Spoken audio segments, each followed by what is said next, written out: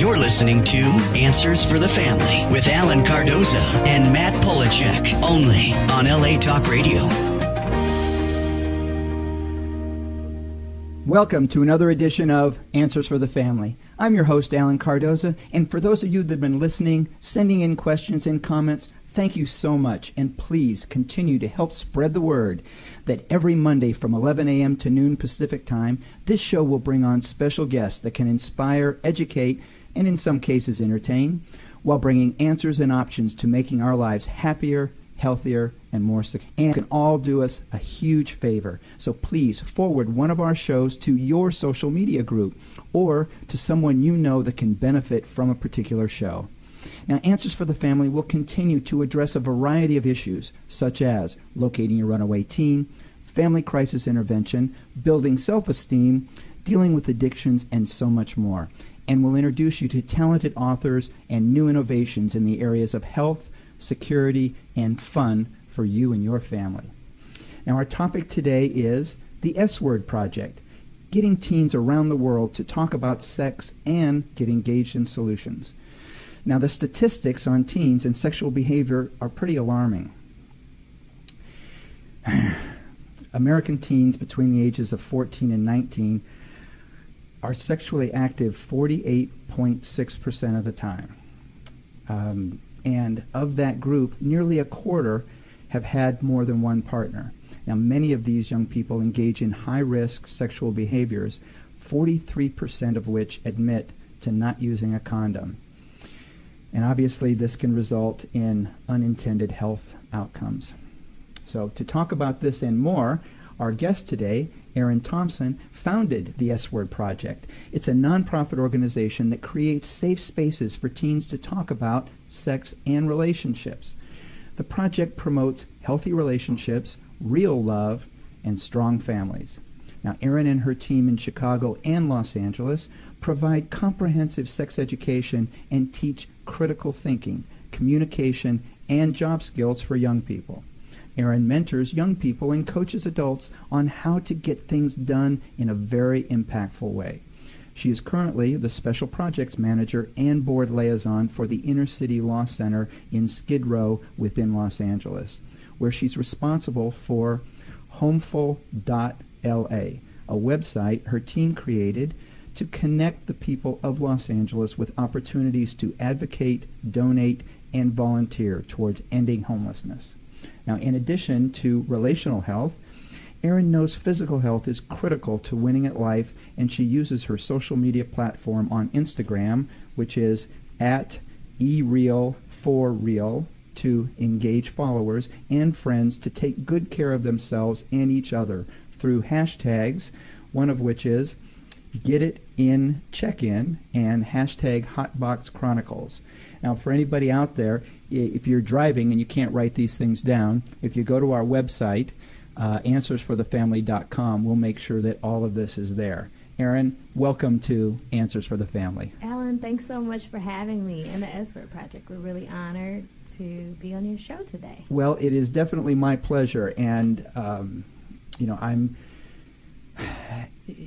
you're touching on two subjects that are near and dear to my heart, and that is working with at-risk teens and homelessness. So, I'm just happy that you're there doing what you're doing, and now this is a great opportunity for us to tell our listeners what you're doing and why. So let's start with what motivated you to start the S-Word Project.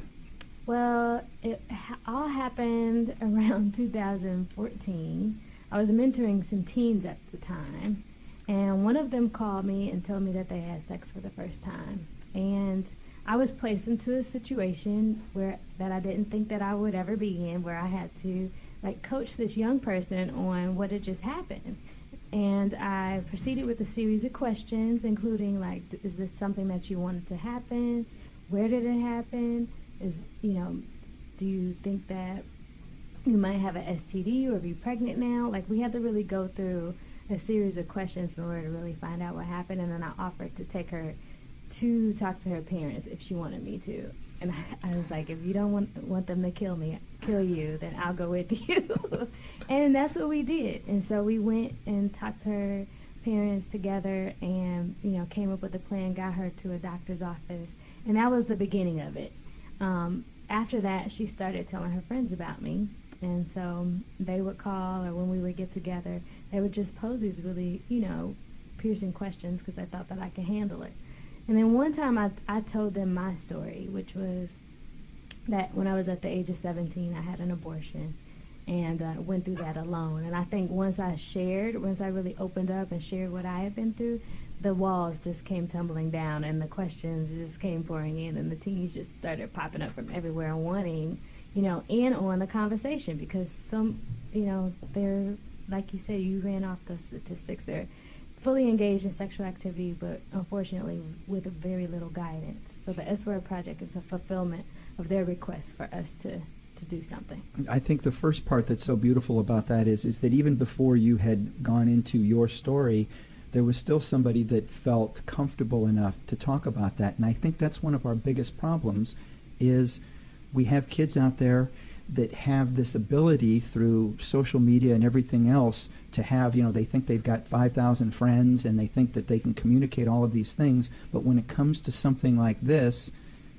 they don't think they have anybody to talk to. So the fact that they could go to you, I think, was huge. Yeah, and I was happy to be there for them. I know that my parents are saints, and they really have set me up to win, and they always encourage mentorship, and they always encouraged sharing and, just going to somebody. So I know that was important, so I was happy to be able to be there for them. And it's been a great ride. But you would be surprised how many adults, too, don't have an outlet or, are fronting or, doing all the Instagram flossing and modeling and just, portraying these happy relationships, but really they're broken and really don't have a safe place or the opportunity. You don't even think that there's a place out there where they can reach out and really get, really share and be in community. One of the things that I loved to read when I was looking into, to the S-Word Project was that you're tying in, talking about sex and relationship, with these teens, you're tying it into winning in life. And I think they see that as, I'm not being lectured at, I'm being told how as I allow myself to talk about this, how I'm going to be a better person and excel in life. So talk a little bit about that as to how you merge those two things together, because, it certainly sounds like it's the way to go. Well, with the S-Word Project, we have, certain guidelines for participation, and one of them is that, we neither encourage or discourage sexual activity. We couldn't if we wanted to. There's nothing you can say to keep anybody else from doing what they want to do anyway, but by presenting, real-life stories and, data and resources and information, they can, on their own, create this positive and powerful relationship to their own sexuality. And what we're really trying to do is just get them to a point where they realize that they can choose. You can they really do have the power to create their lives the way they really want it to be. And sometimes I don't know what happens in our past or in our childhood. We're kids 1 minute, and then all of a sudden we have all this responsibility, and then we're like, oh, I don't know what to choose or can I choose?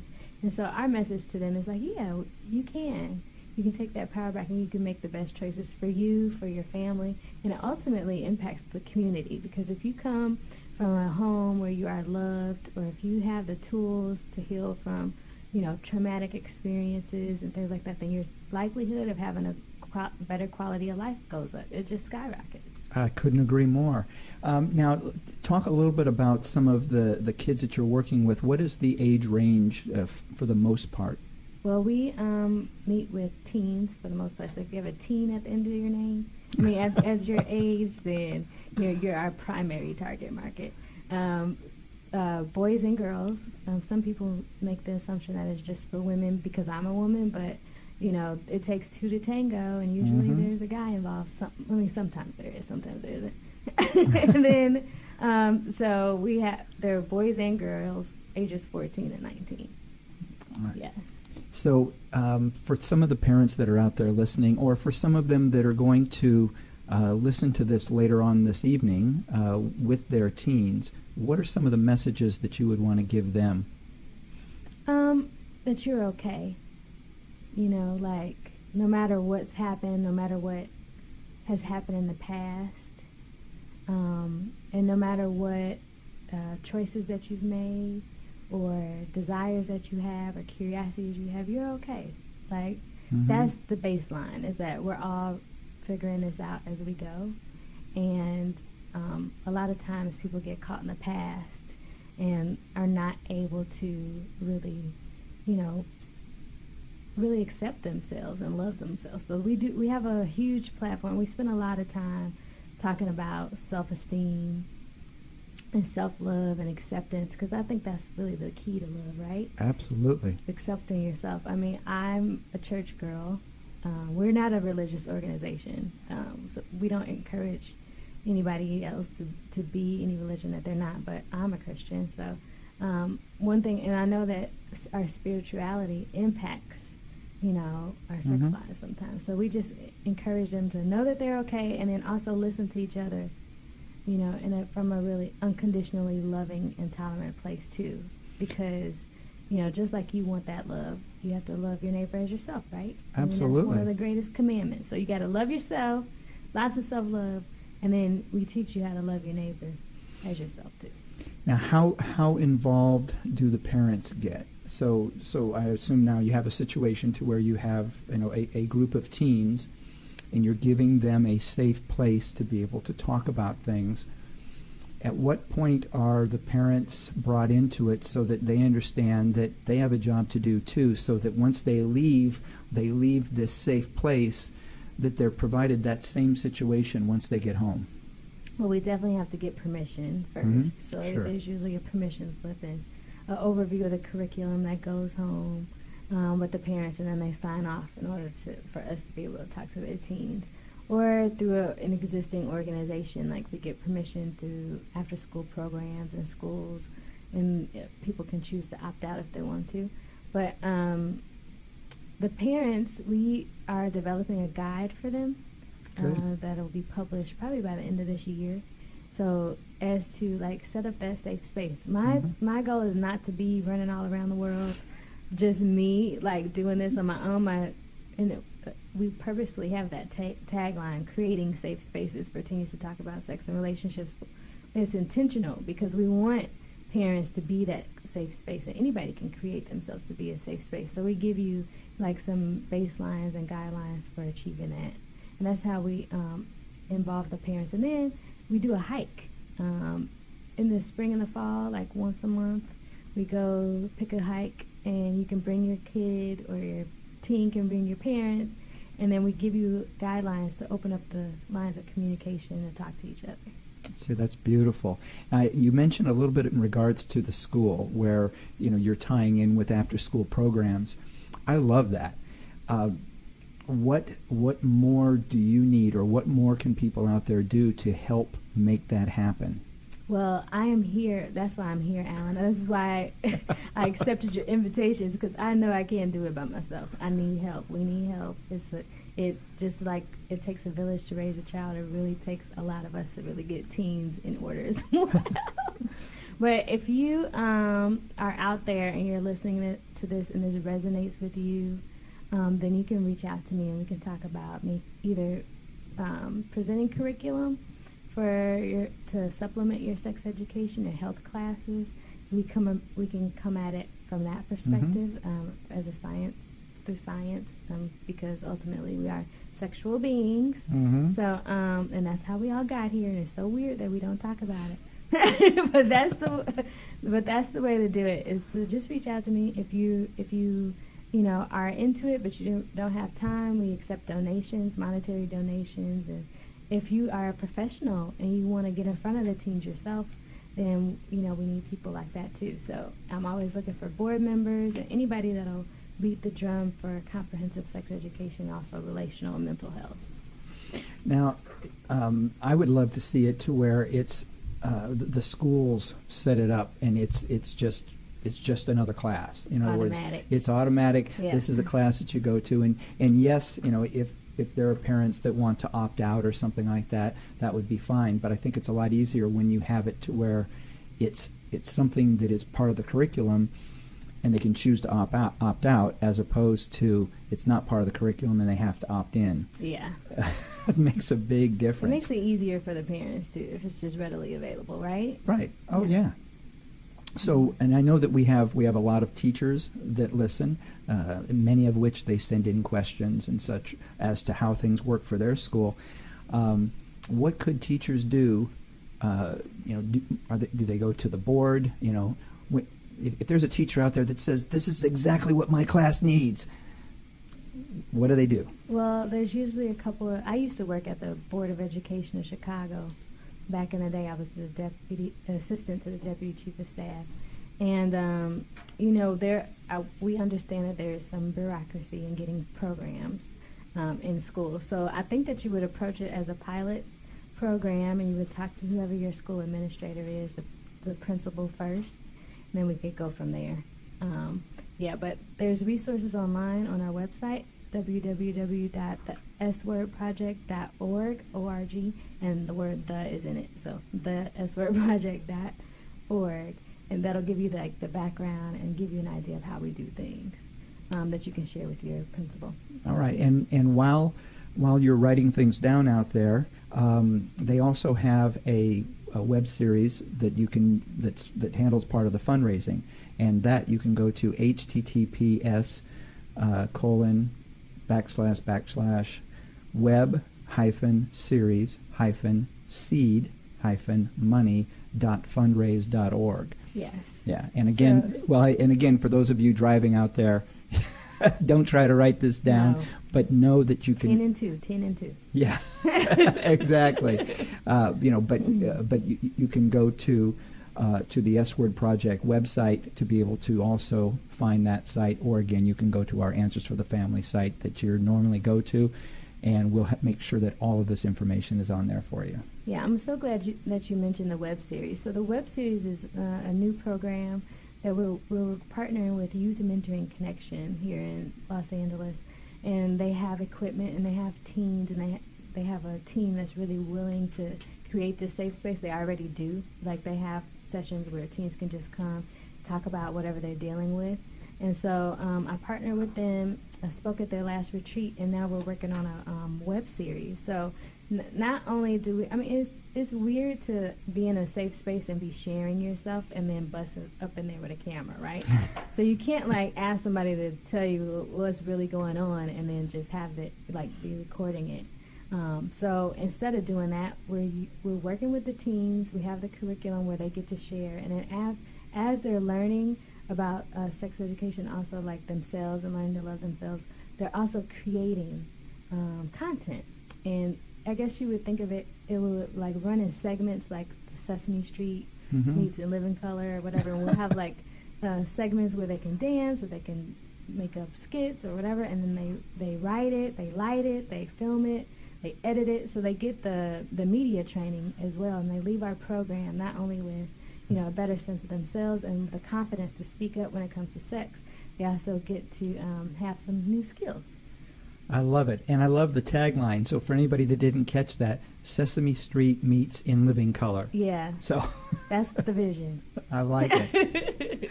Well, we have a listener question that's coming in, and this one is from a school nurse, and it says I am a school nurse, and although sex education is taught in our school, I don't believe it is effective or going far enough to actually have an impact. We are seeing a dramatic rise in STDs, and I am sure that the numbers are actually far greater than is actually being reported. I am wondering how your program works with schools, as I would like to talk to our administrators about getting more involved without overburdening an already stressed system. Right. I'm so glad that. Thank you for the questions, guys. Keep them coming. So sex education in schools, the underreporting, even the stats that you read off earlier, they were from the Center for Disease Control, but those are the kids that told the truth, right. In the thing. The numbers are probably a lot more than that, and of course the school nurse will know that. And so for her to see the statistics going up, I think in the immediate, the thing that you can do without us is really just get the administrators together and ask them to spend time in their training preparing for that. Just let them know that that's a recurring issue. If they don't think that it's important, they won't really spend the money on it. So just like in your own, as yourself being a leader, just go and in your next staff meeting say, look, this is what's happening in our school. We need to do something about it. And if the S-Word Project can come and provide training or support or help with developing the curricula based on what you're seeing, then we're happy to do that. But definitely feel empowered to, take this on yourself. And then think of it as, like, if you were them, what support would you want? And if you just, we were all young at once, and we all, I don't know if you ever had the sex talk. I always ask adults this, like, did you ever have the sex talk, or what do you wish you would have known that you don't, that you know now that could have saved you a lot of trouble in doctor visits and stuff like that? And just approach the conversation like that. But that's a great point, because, as you put that out there, I think everybody should be asking themselves that, because I look at it and I go, I didn't get a sex talk by my parents, so whatever I was learning was what the other, 13 or 14-year-olds were saying. Blind leading the blind. Yeah, exactly. Yes. Boy, do I know it, Alan. And that, and it's just like, we've survived, you know what I mean? And I can look back on my life, and I know I've made some risky situations and made some poor choices, you know what I'm saying? But at the same time, it's just like we all have that, and we need to stop acting like we got it together, because we don't. That's a great way to put it. And now, I know earlier you mentioned a little bit in regards to your parents, but where does your passion for people stem from? I mean, you obviously have a passion for people in general, not just teens. Where does that stem from? Is it them? Definitely. Yeah. So my dad and mom are both, I guess we would call them local missionaries in Chicago. So they had to raise the money that we lived off of. So I've always been fundraising all my life. My dad was a chaplain at Cook County Jail in Chicago, which is a really big prison system, and he would go around to different churches and tell his story and raise money so that the men in the jail could receive like Christian training and things like that, and support. And he was responsible for this group called the Life Learning Dorm. They actually took one of the areas in the jail and put the guys that weren't causing trouble all together, and then gave them like spiritual teachings, all kinds of spiritual teachings and job training and stuff like that. And they've graduated, like the people who have gone through that program have turned out really great, so that's one, so I've always had that going on. And then my mom, so my mom's like Mother Teresa but black. So she's always had our house open to young people. She actually used to work at the Crisis Pregnancy Center in Chicago, so I got exposed to this issue at an early age. And just a really wonderful woman of God who's always taught me and my sister Melissa to just like realize, first of all, that we're all children of God. We're all miracles, and everybody is to be respected, and everybody deserves love. Everybody's worthy of it, So I think that in my career, I've made choices based on that. Of course, I've tried to rebel against that. Initially, I went to law school like, I'm just going to be, go in the private sector and just be rich. But every time I try to do that, I can't. My heart just won't let me. So I have to thank Stephen and Felicia Thompson for the heart. There you go. I want to touch on something that I'm not sure if anybody caught, but when you were talking about your dad and you were talking about him taking the non-troublemakers and focusing on them. And the reason I bring it up, there was a kindergarten teacher that I was incredibly blessed to be able to be around and watch the way in which she dealt with kids. Right. And instead of focusing on whomever it is that is making trouble, and I think we have a tendency to do that. Our attention goes to that person, the one that's either being too loud or the one that won't sit down or whatever it may be. This teacher focused on whoever it was that was the first person to do the right thing. Yeah.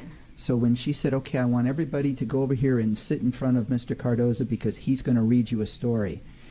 And then she would go, oh, my God, I caught Betty. Betty was the first person to be seated right there with her legs crossed and sitting there nice. We're so proud of her. And while, Billy is off in the corner, raising hell. Raising hell, so, and by doing that, so I love the fact, but I think it's one of those, it's a small thing that people don't catch, but where do you put your time? Where do you put your focus?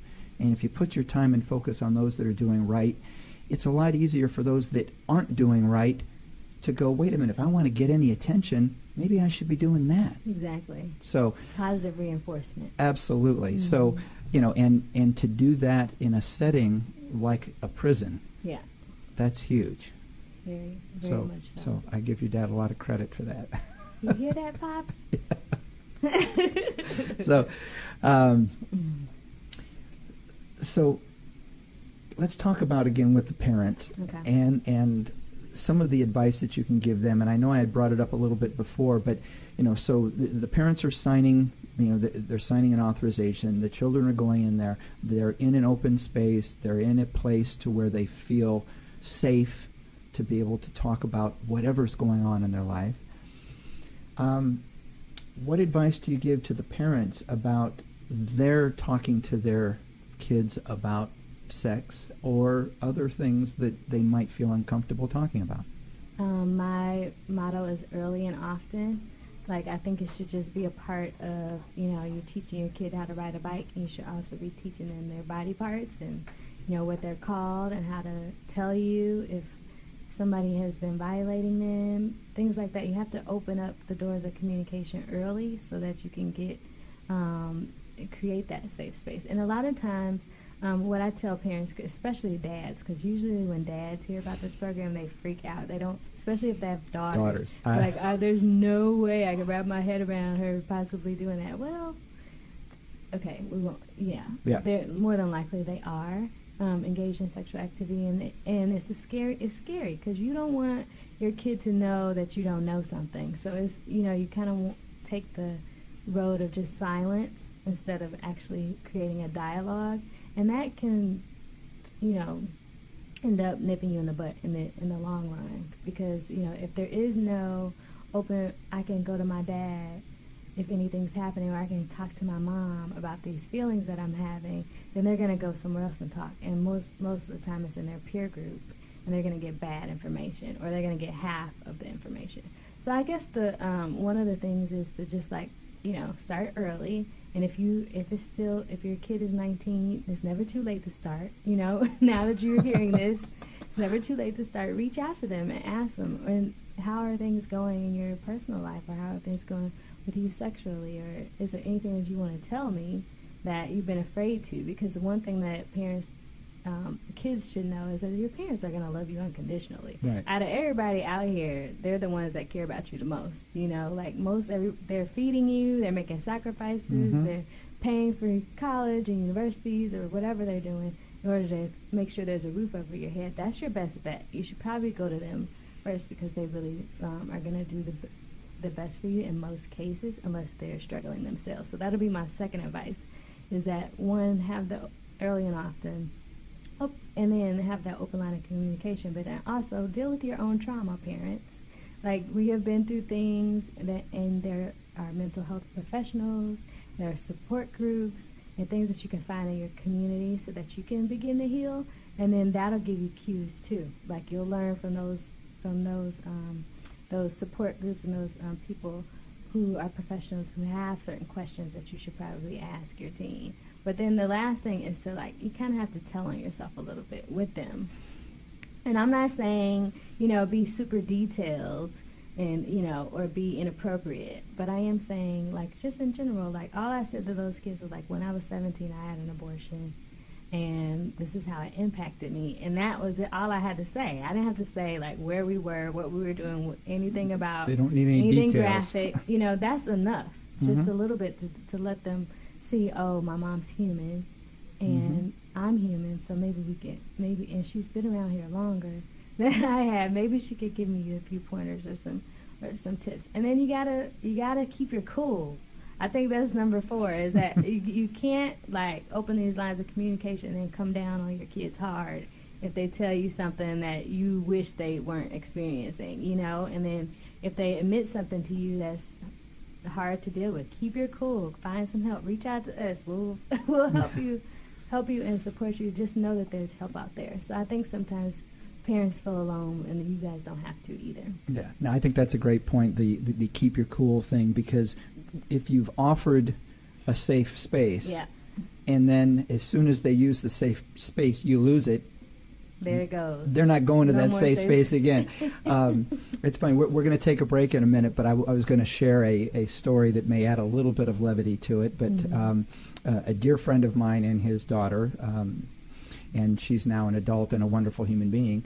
But for her, I want to say, I think it was like a junior prom. Yeah. And I think she might have been, a year younger than the junior prom, and the guy might have been a senior or something. He was a little bit older. And when he came to pick her up, again, my dear friend, who's also a detective, Yeah.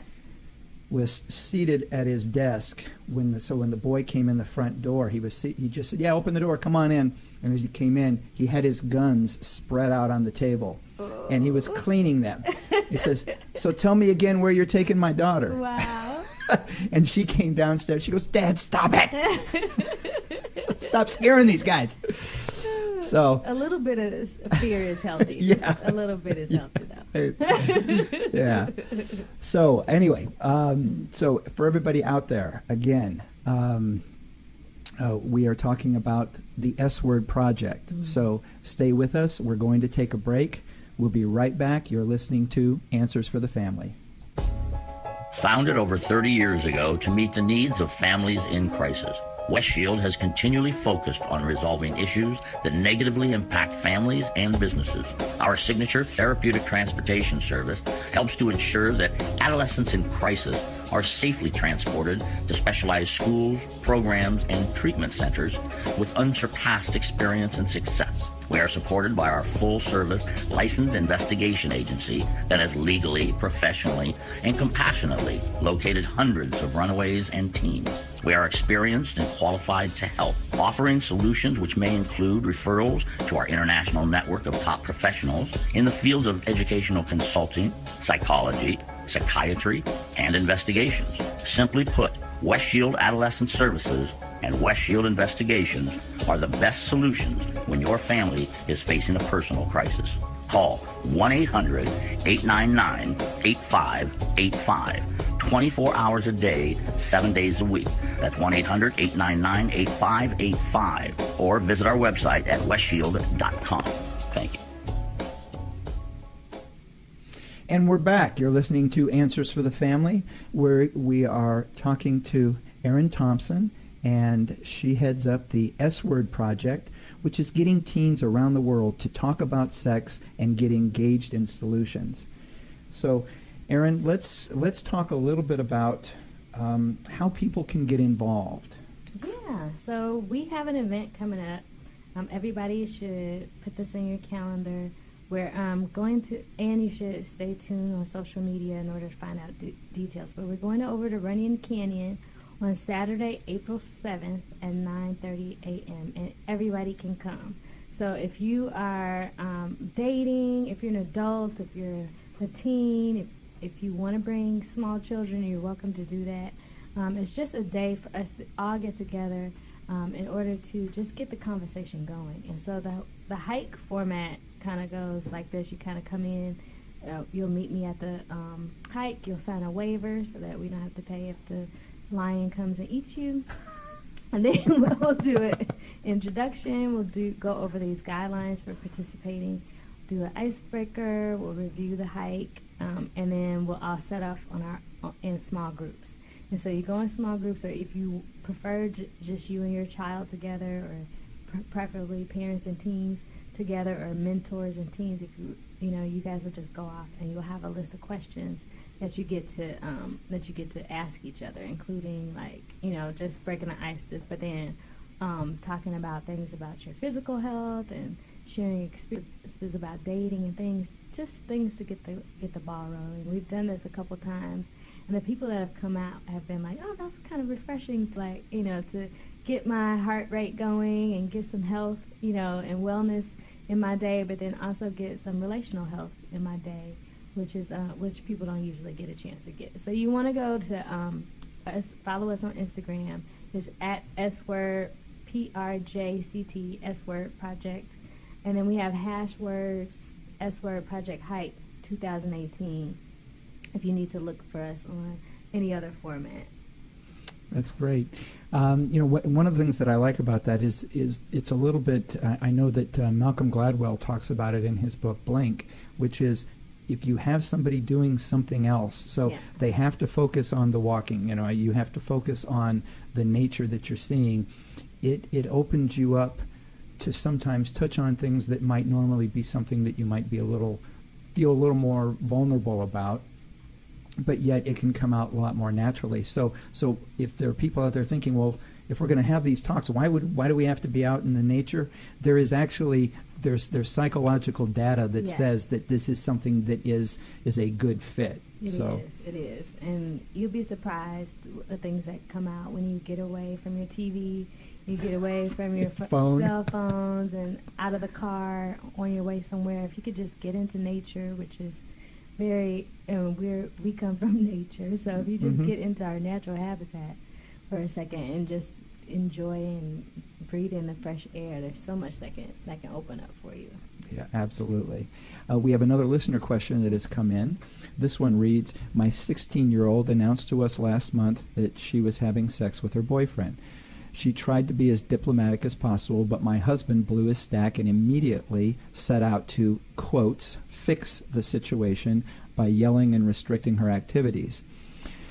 I have been unable to reason with him, as I believe we should find a less aggressive approach so that she will allow us to talk to her about getting protection and to learning more about the dangers.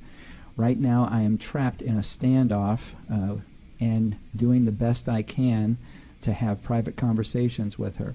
What do you suggest I do to heal this war zone we are now living in? Well, first of all, let me just... For the mom, yep. Both of you are doing something right. The fact that she came to you in the first place is like, you should be proud that, that you've established yourself, something about you has been established as a safe place for her to even come to you in the first place. So, regardless of your response or how the husband, the dad really handled it, of course he's going to be a little, no guy wants to imagine his daughter being penetrated. Can I just say that? You can say what you want. I think that's a natural response, and I think that, Mom, you may have to take leadership on this and just have conversations with her, thinking that, explaining to her that this is why your dad responded this way, because sex is to be respected. It's a big deal. Like, you might see it as you and your boyfriend getting closer, and you see all the lovey-dovey stuff part of it. But for our perspective, this is a risky activity. You can get pregnant. There are STDs. You can get your heart broken. And we haven't had this conversation before, but now is when we need to start talking about it. So that reaction comes from love, and then you can, I don't know what you could do about the dad. Except for maybe have him order a guide from us so that he can learn how to chill out, which is, what was that, rule number 4? Keep your cool. Yes, you have to, he just has to do that. But I would encourage parents, especially if you're expecting children or if they're early in the game, before your kids get of age, you want to have that discussion, like, how are we going to handle this when that comes, because it's inevitable. And hopefully, you do have that type of relationship with your kids where they will come to you. So you need to be prepared and have a game plan with each other on who's going to handle what. And and I think you bring up a great point, because you have to give her credit for coming forward, because that was a very scary thing, and you want her to come forward. Coming forward and saying, I think I need to go on birth control. Well, would you rather have them not? Would you rather have them not on birth control? Would you rather have them not having protection? Yeah. So, granted, and in fact, I can't exactly understand what a father has gone through, but I know that with my bonus daughter, when she came to me, but I think for her it was like 19, Right. and said, I think I need to go on birth control, and does our insurance cover it? Well, because she was a bonus daughter, I hadn't been around her and rocked her to sleep in my arms, so I don't think I had the same feelings that a father who had raised them from a baby. Yeah. So we get it, but at the same time, I mean, the alternatives are not anywhere close to being what you want. Exactly, and it's evident.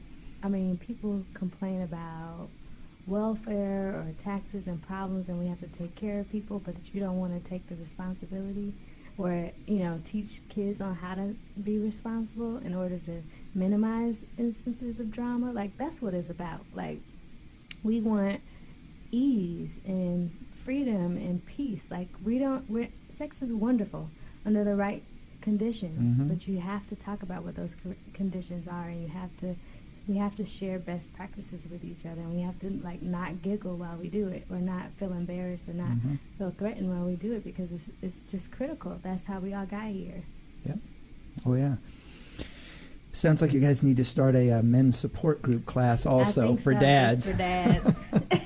Dad's guide to talking to your daughters about sex. That'd be great. We should do this whole segment on the web series about that. There you go. All right. Well, and I was just glancing at the time. We have about 8 minutes or so. But I mean, the bottom line is that you've got a lot going on. I mean, we've touched on some of it. One of the things we haven't touched on, which is the other part that's near and dear to my heart, which is your fight against homelessness. That's right. So share a little bit about homeful.la. Well, homeful.la is actually a website. It's a web address. It's www.homeful.la. HOMEFUL.LA, and you put that in, and what comes up is a website that the Inner City Law Center created. Inner City Law Center is a nonprofit law firm that deals with housing and benefits issues, but they also have a policy department that is all about ending homelessness, and they were key factors behind Measures H and HHH, which the people of LA had on their ballot during the last presidential election.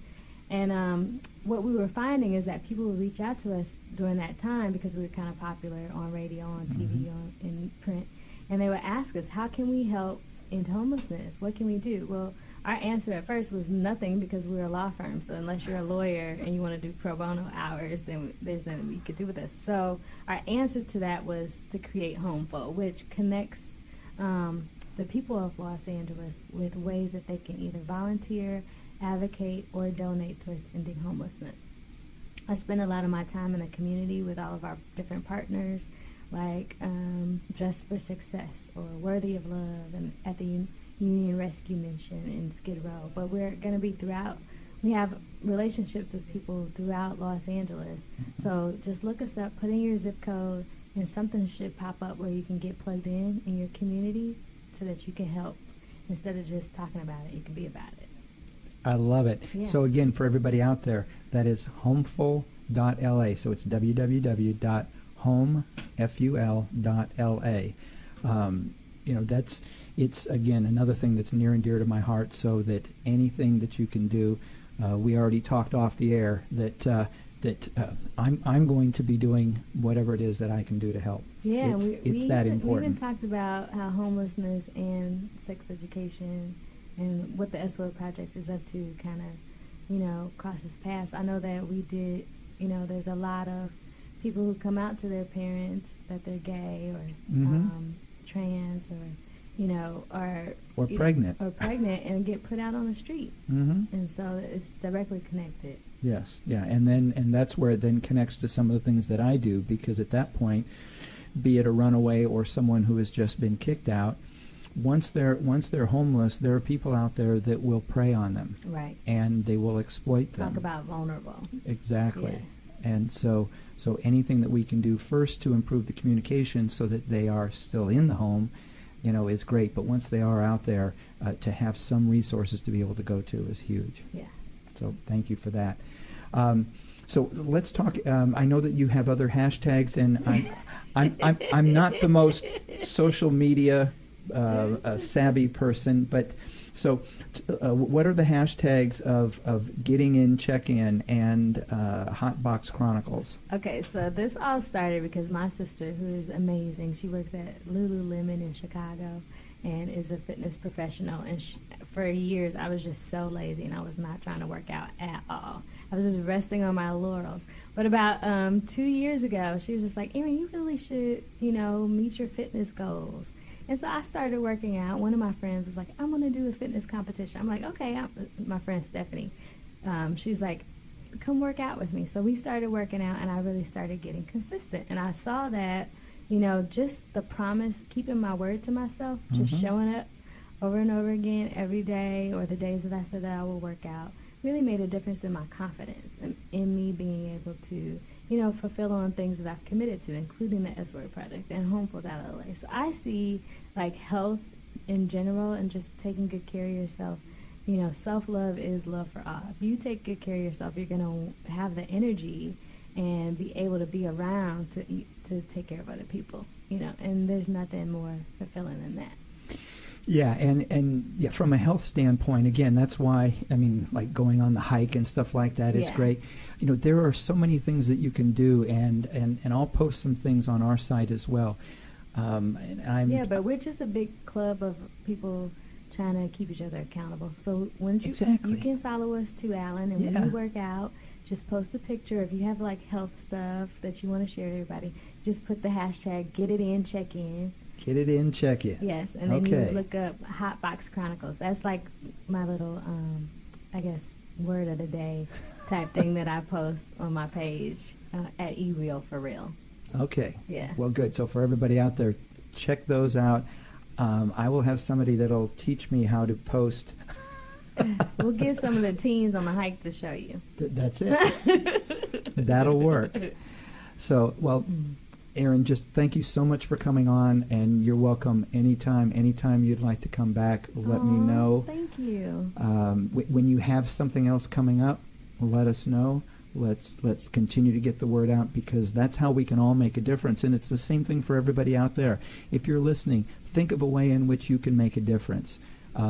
If it's, in this case, if it's coming on the show and spreading the word, but you have a social media group yourself as well, and you can put it on there and you can spread the word, and together we can make a positive difference in the lives of millions of people. Amen. And thank you, Alan. Can I just acknowledge you for being so dope and just amazing, and using your platform to really get people strong families and strong relationships. This has been a pleasure. Thank you.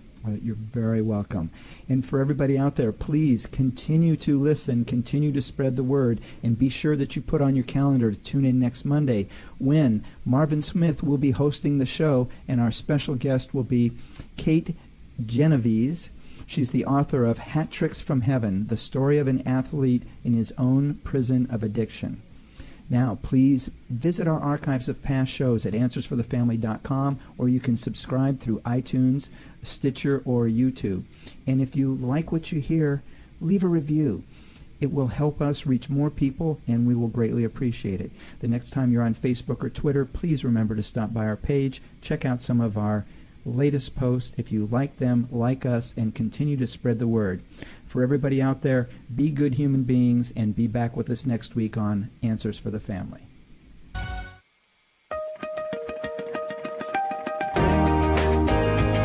You're listening to Answers for the Family with Alan Cardoza and Matt Polachek, only on LA Talk Radio.